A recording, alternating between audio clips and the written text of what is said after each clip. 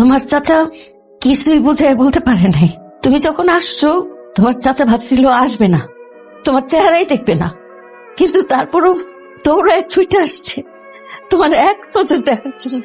কিন্তু তোমার দেখেই যখন তার ভাইয়ের কথা মনে পড়ে গেছে সে আবার পালায় গেছে। কিন্তু দিন রাত খালি তোমার খোঁজ খবর করতো। তুমি 3 বেলা কি খাইতেছো না খাইতেছো পাগলের মতো আমার জিজ্ঞেস করতো। তোমার গলায় কাঁটা বিনলো কিনা কত সতর্ক।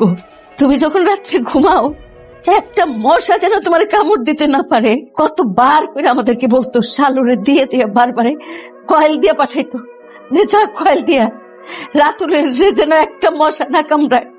তুমি যখন আসতা আমি দেখতেছি হায় হায় অবিকল আমার রাঙ্গা ভাইজান। তোমার বাবা রমেশ ভাইজান রে আমি কখনো রমেশ ভাইজান বলি নাই, ঠিক তোমার মতো দেখতে সুন্দর ছিল। আমি ডাকতাম রাঙ্গা ভাইজান। আমার এত আদর করতো, ভাইয়ের বোর মতো দেখতো না, একদম বোনের মতো আদর করতো। সেই রাঙ্গা ভাইজান যখন লাশ হয়ে ফিরে আসলো আমি তোমার মায়ের প্রতি আর তোমার প্রতি খুব অভিমান করছি, খুব অভিমান করছি। কিন্তু বারে বারে চাইতাম কি তোমার একটু আদর করতে, পারতাম না। কেন পারতাম না জানো? হয়েছে ঝাল খায় তোমার চোখ দিয়ে যেমন পানি পড়তো, প্রতি বেলায় বেলায় তোমার বাবারে ছাড়া তোমার চাচার চোখ দিয়ে অঝরে পানি পড়তো।